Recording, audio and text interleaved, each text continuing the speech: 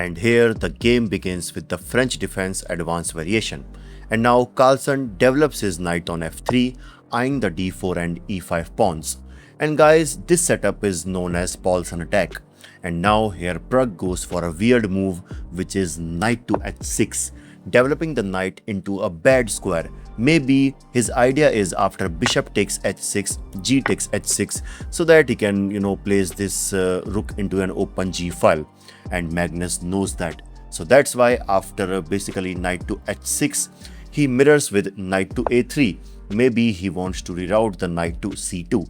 But as you can see, this is a bit slow. And after that, some takes happen on the center, f6, targeting the e5 pawn. So that's why e takes f6, queen takes f6, bishop to d3, preparing to castle. But after that,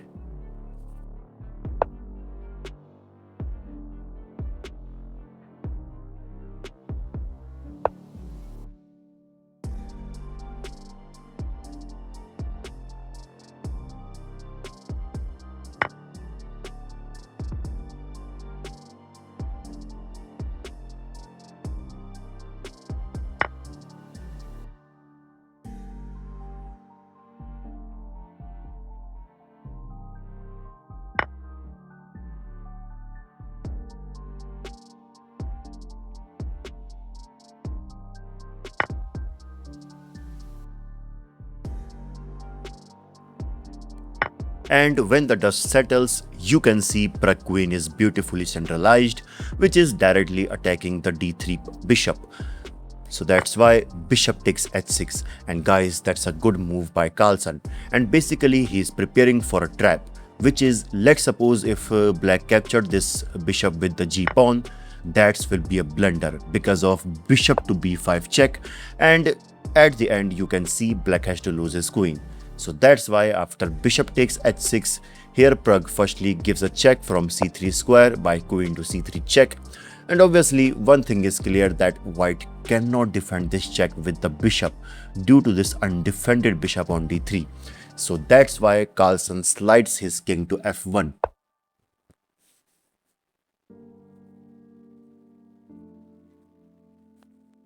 And now Pragg recaptures with the g pawn. Rook to c1. Here Magnus attacks the queen, and Pragg brings his queen to e5.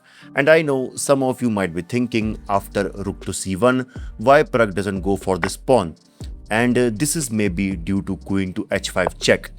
So king to d8 is forced, and after that queen to h4 check, queen to e7, and finally you can see black can successfully takes his material with a good positioning of the queen. And obviously Pragg doesn't want that, so that's why after queen to e5, so basically this move is played so that he can cover the h5 square so that white can't give a check.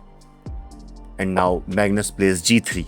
He basically wants to tuck his king safety on g2, bishop to d7, king to g2, and guys, finally Pragg decides to castle. But isn't it like a suicidal move? I mean, just look at the shattered pawn of black. I mean, now white can give a check from g4 square with queen to g4 check. But if this happens, now comes queen to g5, asking for queen exchange, which obviously white will not accept, because this will, also improves the pawn structure of black. And if queen to d4, rook to f7. And you can see now black is perfectly fine, preparing to doubling the rooks on the f-file. Okay, so in the game, after Pragg castles, rook to e1, Magnus simply attacks the queen on e5. And after this, queen moves, rook to c7, a monster rook on the 7th rank, attacking the b7 as well as pinning the bishop. So that's why Pragg unpins with rook to f7, but after that f4. And rook at a goes to f8, and you can see in the next move Pragg is going to capture the pawn on pawn, taking advantage of the pinned pawn. So that's why here Carlsen slides his king to h1, and after that bishop to e8, asking for rook exchange, rook takes f7.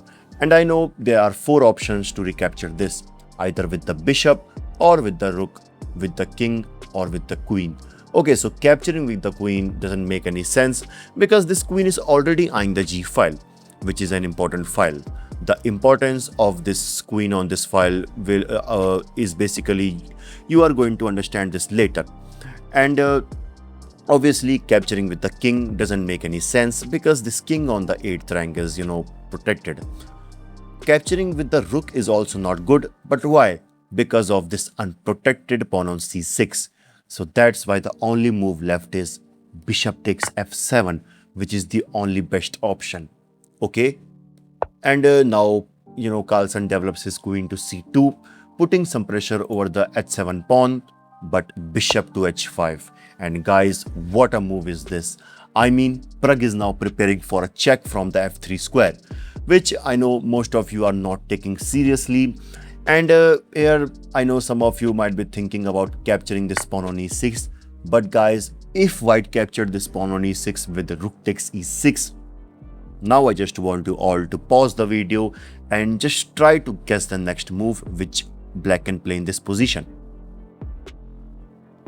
And guys, if you find the move rook takes f4, then congrats, you are a genius. The idea is to open the g file in which black queen is placed perfectly.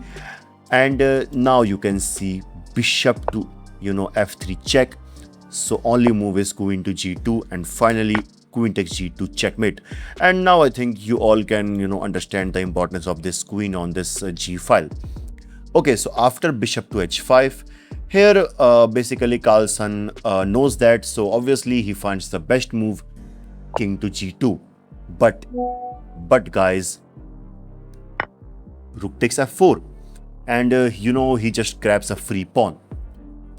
Queen to c8 check, rook to f8, queen takes e6 check, king to h8.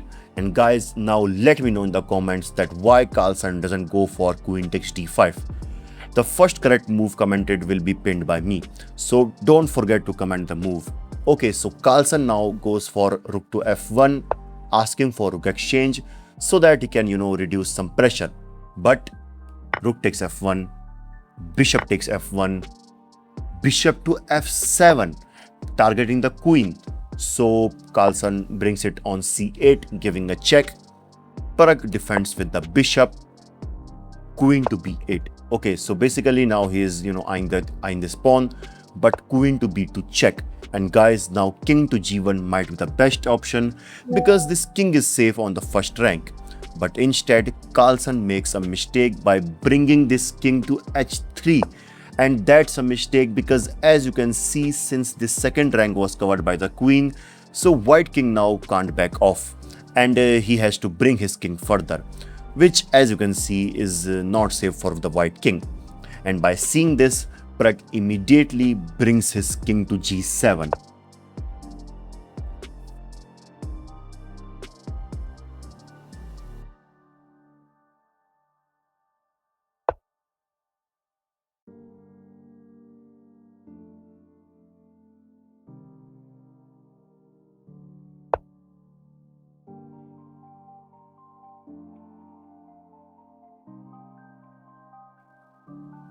Okay, so now bishop to d3, and you can see bishop takes h7 check is coming with the idea of king takes h7, trying to deflect the king so that white can grab this bishop on f7.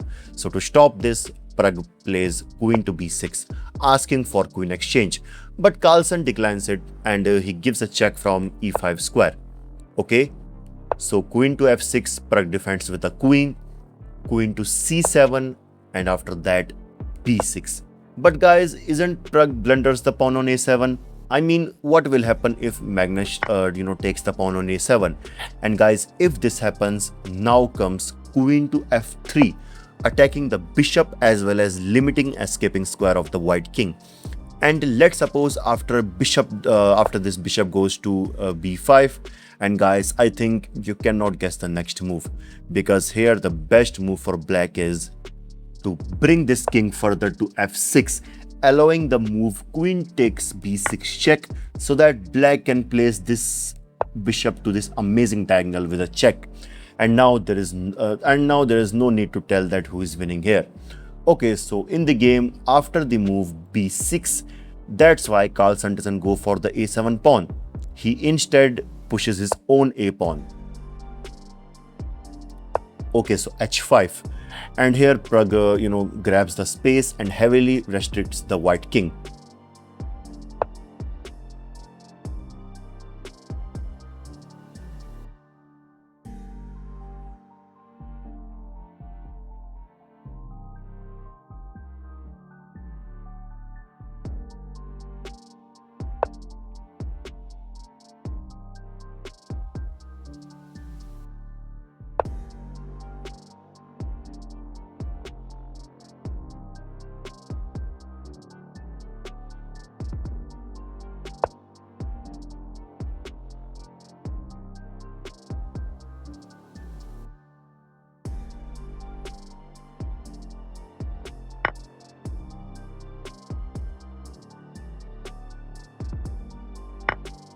Okay, so I know some of you might be thinking about this sacrifice, which is bishop takes h7, so that after king takes h7, queen takes f7 check.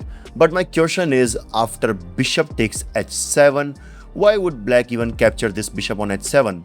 I mean, instead, so basically, I mean, why he's going to, follow your moves?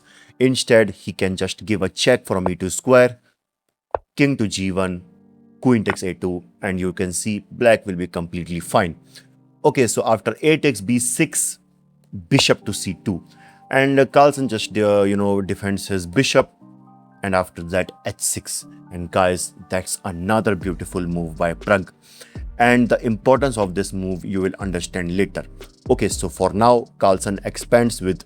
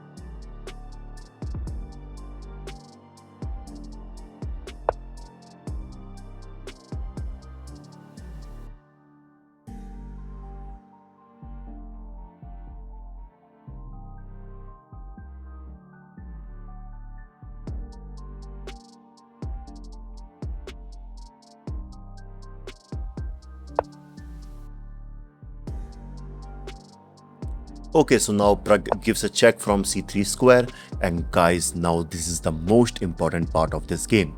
Here, the best move for white is to bring this king back to the second rank. Because even after, black gives multiple checks, king to e1, there will be always a room for white king through which it can escape. But after queen to c3 check, okay, so let me go back. Here, Magnus blunders with king to f4, and basically Magnus falls into the attack which is created by Pragg. I mean, just look at this bishop which is covering the h7 to b1 diagonal, and now just look at the h pawns. And now I think you all can understand the importance of this pawn, which I mentioned earlier, which are controlling the g5 and g4 squares.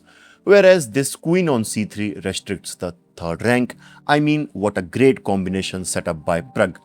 And he continues his attack with the move queen to d4 check, king to f3, queen to d3 check, king to f2, queen to d2 check, and in this position Magnus Carlsen resigned. because obviously king to f3 is not possible due to bishop to e4 mate. And if king to g1, if he tries to run, now this is not possible because of this check. King to g2, bishop to e4 check, king to h3, and finally queen to h1 checkmate. And guys, this is the second time, and yeah, so basically this is the second time in the tournament that Pragg defeats Magnus twice. What an absolutely brilliant performance by Pragg. Like this video and I will see you in the next one. This is your host Bison signing off. Bye bye.